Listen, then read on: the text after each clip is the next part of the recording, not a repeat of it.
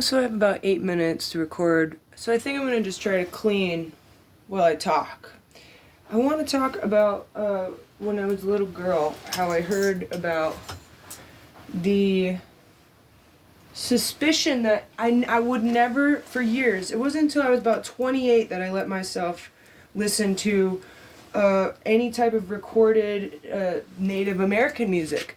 Because I heard it was from some video I watched, it was taboo to listen to the music, and also that photographs steal your soul. And the other one that I heard that I get weird about is doorways. You're not supposed to stand in doorways. And so I don't know what I can. I've always identified as Irish.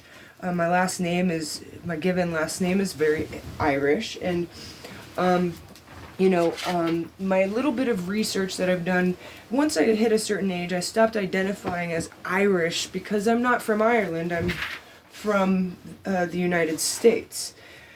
So, and I've traveled around the United States, and I've lived in the South, I've lived in the East, I've lived in the West, and I've even lived up north. And each area has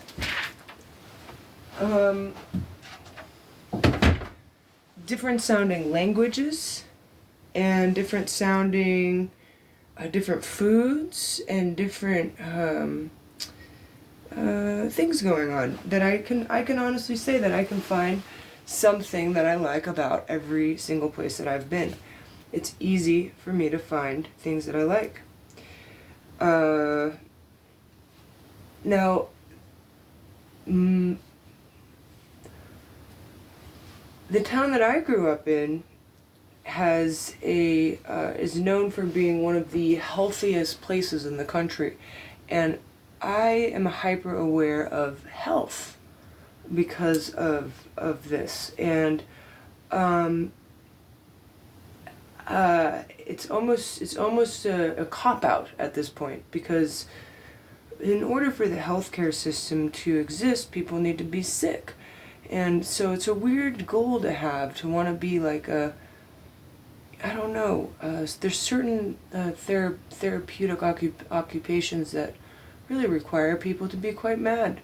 And I don't know that I think at this point it seems like the only thing that I can honestly say that makes any sense to do, that's good and beneficial for every single one of us, is to just pick up trash, like wherever you are.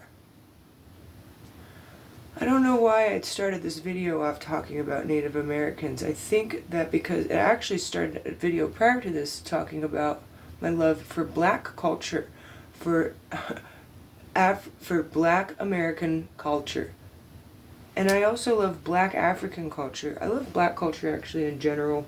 I see most of the time, most black people that I see are dancing and happy, and it makes me really happy, and it makes me want to dance and be happy. But I actually love all the cultures.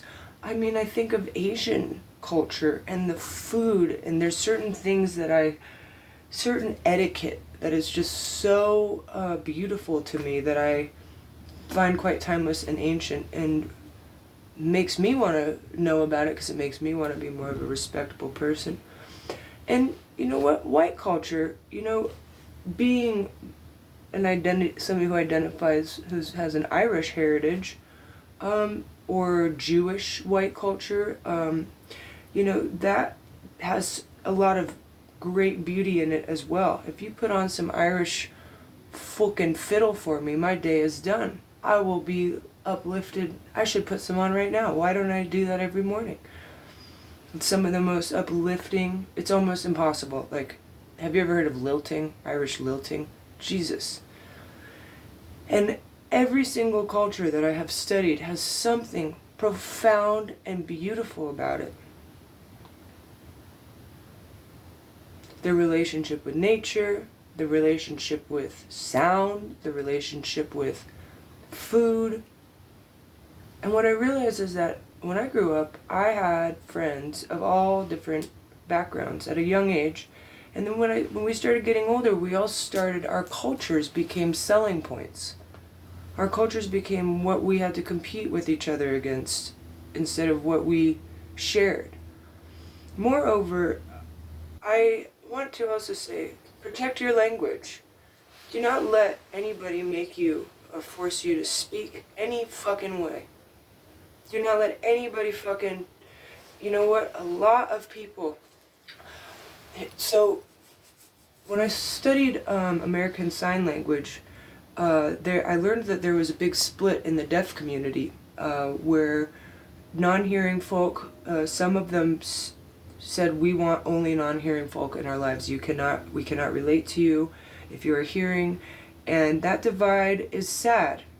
And I understand, though, how you can see this happening amongst women all of a sudden saying we're cutting all the men out. You can see this amongst certain racial groups all of a sudden becoming more exclusive. And I don't know if any of us are really, like, can be considered pure at this point. Anybody living on this planet at this point is eating and drinking and breathing the same air and the same elements. And we all, like, it seems to me like the more pure that we try to be, the more incestuous things become. If I'm not mistaken, these kings and queens that like to keep it in the family end up having kind of children that aren't doing too hot, and it's not unrelated to family breeding with family. So I'm not so sure what this obsession is with keeping it in the family. I don't know what family is, other than a business deal at this point. You know, if I can't, like, if family just means me only getting to talk to two people for the rest of my, I mean, it's one thing if you click with someone and you just have a click and you just end up being with someone the rest of your life. That's beautiful. But to make, I don't get it. I don't get the obsession with having this pure bloodline. I get the obsession with having a pure water system. That's important.